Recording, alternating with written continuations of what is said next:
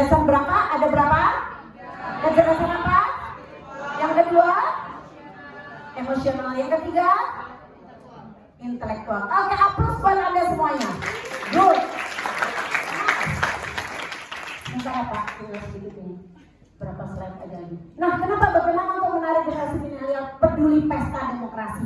Saya punya singkatan servis. Kenapa?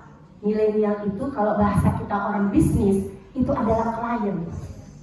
Jadi klien harus diberikan service excellent, pelayanan prima. Supaya apa? Supaya dia menjadi tertarik, puas. Kalau kaum milenial ini alhamdulillah kita approve dulu buat Kesbangpol, memberikan kesempatan kepada Anda, mengundang Anda semua. Ini adalah salah satu bentuk kepedulian daripada pemerintah. Tapi sebenarnya bukan hanya pemerintah Kesbangpol saja, KPU juga iya, partai politik juga harus melakukan pendidikan politik. Swasta harus, seperti saya, perusahaan-perusahaan saya harus melakukan itu. Karena ini adalah bukan hanya kepentingan untuk kewajiban untuk pemerintah, tapi seluruh pihak harus bersama-sama melakukan pendidikan politik secara berkesinambungan dan konsisten.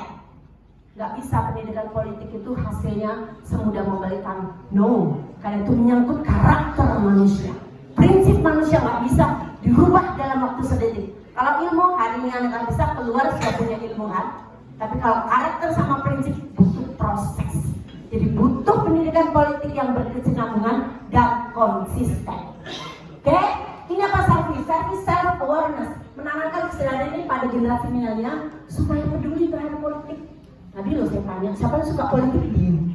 Padahal Anda hadir di sini adalah bagian dari politik. Sudah paham? Paham? Kalau Anda tidak melek politik, Anda diapai orang? Dibodohi orang. Makanya keluar dari ruangan ini, Anda harus belajar politik. Sepakat? Halo? Sepakat?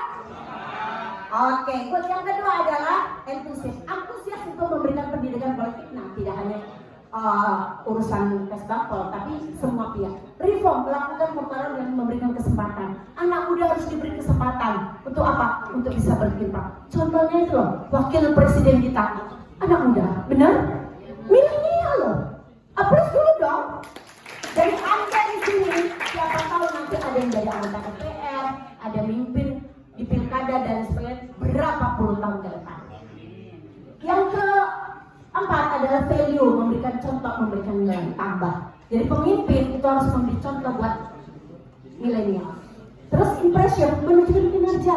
Gimana milenial mau nyontoh kalau yang tua-tua tidak memberikan contoh yang baik? Benar? C. Care, memberikan perhatian dan peduli kepada generasi milenial. Yang ketiga, yang terakhir evaluation, melakukan monitoring, evaluasi serta perbaikan terhadap pelaksanaan pesta demokrasi. Next, 2 slide lagi habis ya. Sebentar ya Pak, minta waktunya. Mengapa peran generasi muda milenial sangat penting pada pesta demokrasi?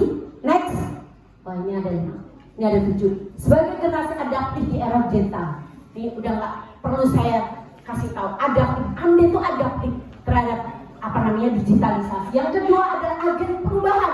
Anda keluar dari sini, Anda bisa menjadi agen untuk apa? Orang golput menjadi tidak golput. Oke, sebagai nilai tawar, ketika Anda punya nilai tambah, competitive advantage, maka bisa jadi Anda nanti dilirik oleh partai politik jadi caleg di pilkada dan lain sebagainya.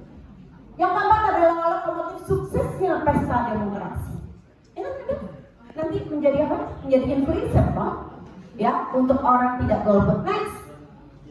Ini pemahaman semakin baik, sebagai memberi pengaruh, sebagai generasi. Next. Nah, terakhir, apakah kemudian generasi milenial memberi pengaruh terhadap? Ya, sangat berpengaruh. Tadi sudah saya banyak jelaskan, mempengaruhi kepercayaan pemilih atau voter. Jadi kalau Anda melihat yang di atasnya itu baik apa, maka itu timbul kepercayaan diri kepada pemimpin-pemimpin yang sudah ada. Ketiga, berdampak kesuksesan pesta demokrasi. Terakhir, halo, next. Nah, ini boleh kalau mau. Jadi kalau mau WA lihat dulu. Ya, jadi kalau saya agak lama, biasa malam saya baru ini. Boleh, itu ada YouTube saya, ada FB. Belajar nanti dari situ banyak hal. bisa share ke situ ya, anak-anakku sekalian. Anda belajar, ilmunya kan gratis, benar?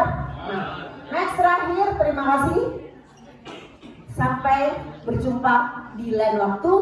Kalau ada kelebihan, itu datangnya dari Allah Subhanahu Wa Taala. Kalau ada kekurangan, kelemahan dari seorang Elviani NH Ghaffar. Jadi, terakhir pesan saya, be smart voter. Jadilah pemilih yang cerdas. Terima kasih. Wallahu muwaffiq ila aqwamit. Assalamualaikum warahmatullahi wabarakatuh. Terima kasih Bu